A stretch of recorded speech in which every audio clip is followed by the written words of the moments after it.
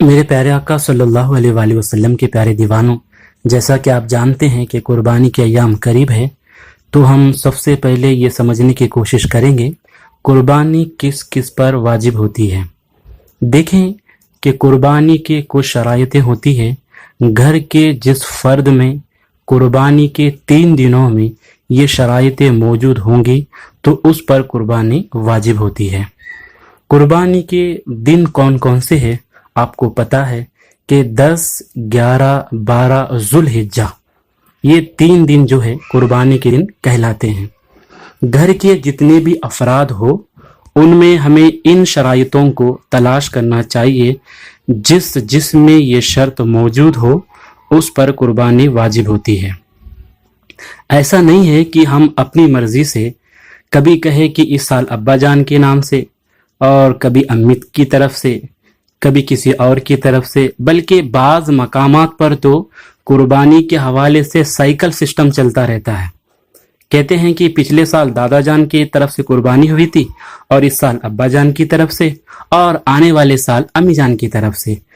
तो हम उजूब ही ना देखें, बस किस पर वाजिब हो रही है किस पर नहीं हो रही है हम ये देखें ही नहीं।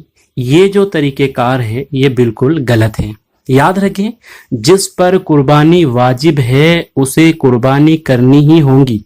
जिस पर कुर्बानी वाजिब नहीं है, अगर आप उसके तरफ से कुर्बानी करना चाहते हैं तो पहले अपना वाजिब अदा कर दें। अगर अल्लाह पाक ने आपको इस्तिताअत दी है तो फिर आप दूसरा जानवर लें या फिर बड़े जानवर में हिस्से लेकर इस तरह कुर्बानी कर सकते हैं। लेकिन ये तरीक़ेकार बिल्कुल गलत होगा कि हम ये ही न जाने कि हम पर कुर्बानी वाजिब है भी या नहीं। बिलफर्ज समझ लीजिए, अगर हम पर कुर्बानी वाजिब हो रही हो और हम किसी और की तरफ से नफली कुर्बानियां करते जा रहे हैं तो इस सूरत में वाजिब तर्क करने का गुनाह होगा और सवाब भी कोई नहीं मिलेगा। कुर्बानी के चंद शराइतें जो वजूब के लिए ज़रूरी है, तो सबसे पहला यह है कि मुसलमान होना। सबसे पहली बात यह है, पहली शर्त कि मुसलमान होना, चाहे वो मर्द हो या औरत हो। जिस तरह मर्द पर कुर्बानी वाजिब है बस इसी तरह औरत पर भी कुर्बानी वाजिब है। तो पहली शर्त मुसलमान होना और दूसरी शर्त आकिल होना, यानी अक्ल वाला होना, मेंटली ऑफ हो तो उस पर कुर्बानी वाजिब नहीं होती। नंबर 3 बालिग होना, नाबालिग पर कुर्बानी वाजिब नहीं है। और नंबर 4 मुकीम होना, मुसाफिर पर कुर्बानी वाजिब नहीं है। मगर कानूनी शरीयत में लिखा हुआ है कि अगर मुसाफिर कुर्बानी करना चाहता है तो कर सकता है, वो नफली कुर्बानी होगी, अल्लाह उसे सवाब देगा, मगर उस पर वाजिब नहीं है। और नंबर 5 मालिके निसाब होना। अब इसको थोड़ा सा समझ ले कि अच्छी तरह से ये बात याद रखिए, कुर्बानी के निसाब में और ज़कात के निसाब में थोड़ा सा फ़र्क है। जैसे ज़कात का निसाब है 7.5 तोला सोना और 52.5 तोला चांदी।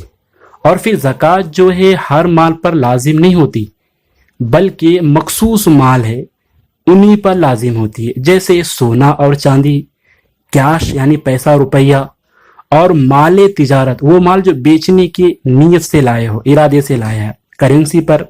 माले नामी यानी वो माल जो बढ़ने वाला हो, उन्हीं पर ज़कात लाजिम होती है।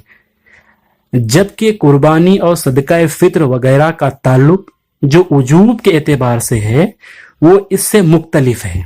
यहाँ पर सिर्फ माले नामी होना ज़रूरी नहीं है, बल्कि गैर माले नामी भी हो तो उस पर भी वाजिब हो सकती है, जबकि वो साहिब निसाब हो।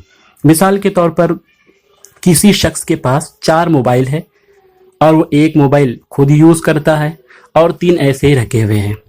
और इस हवाले से रमज़ान शरीफ में बहुत सारे लोग ये सवाल करते थे कि जनाब क्या इन 3 मोबाइल जो एक्स्ट्रा है इनकी भी ज़कात बनेगी? तो जवाब था कि ज़कात नहीं बनेगी।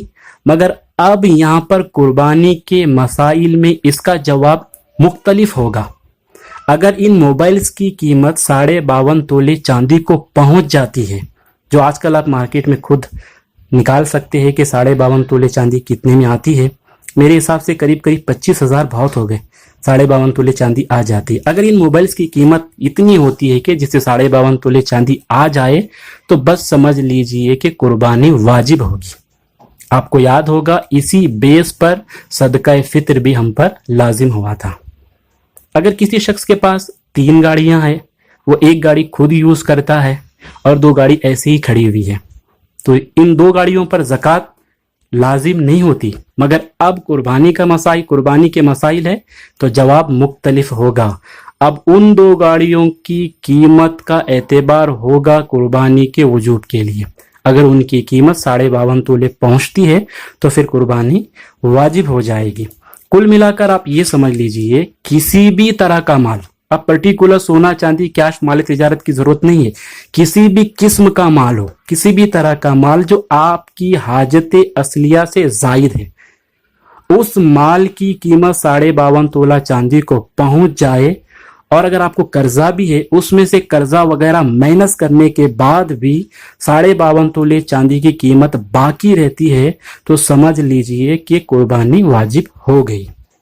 فقہ فرماتے ہیں کہ اگر کسی کے پاس کسی نے گھر کرائے پہ چڑھایا ہوا ہے تو کیا اس کے لیے کیا فرماتے ہیں؟ تو فرمایا گیا کہ کرائے پر جو گھر چڑھایا گیا ہے وہ آپ کی ضرورت سے زائد ہے، تو اس گھر کی قیمت قربانی کے وجوب کے لیے اعتبار کیا جائے گا اس کی قیمت کی۔ اسی طرح فقہ فرماتے کسی کے 4 مکان ہیں، وہ 2 خود استعمال کرتا ہے اور 2 ایسے ہی مقفل ہے، یعنی تالے لگے ہوئے ہیں، یوز نہیں کرتے، لیکن ان مکان کی قیمت کا اعتبار ہوگا قربانی کے وجوب کے لیے، قربانی واجب ہونے کے لیے ان کی قیمت کا اعتبار ہوگا۔ تو میرے آقا علیہ الصلوۃ والتسلیم کے پیارے دیوانوں، امید ہے آپ بات کو سمجھ گئے ہوں گے۔ بس آپ اپنے گھر میں ہر ایک فرد کو چاہیے کہ کاغذ قلم لے، جو عاقل ہو، بالغ ہو، مسلمان ہو اور مقیم ہو، چاہے مرد ہو یا عورت ہو، ہر ایک اپنے اپنے مال کا حساب کرے۔ آپ یہ دیکھیں گے کہ شاید ہر سال ایک ہی قربانی ہوتی تھی، لیکن جب آپ حساب کریں گے تو آپ کو پتہ چلے گا کہ 2 3 4 5 افراد پر قربانی واجب ہو رہی ہے، اور وہ 1-2 سال سے نہیں بلکہ سالہ سال سے واجب ہو رہی ہے، اور ہم پھر بھی قربانی نہیں کر رہے ہیں۔ تو یاد رکھیں مسلمانوں، قربانی واجب ہے، اور واجب کا ترک کرنا گناہ صغیرہ ہے، اور گناہ صغیرہ پر اصرار کرنا اسے گناہ کبیرہ بنا دیتا ہے۔ اس لیے ہم ایمانداری سے اپنا حساب کریں، اور تاکہ ہمیں یہ معلوم ہو جائے کہ واجب ہے یا نہیں ہم پر قربانی۔ ہم دعا کرتے ہیں کہ اللہ ہم سب کے لیے اس میں آسانی عطا فرمائے۔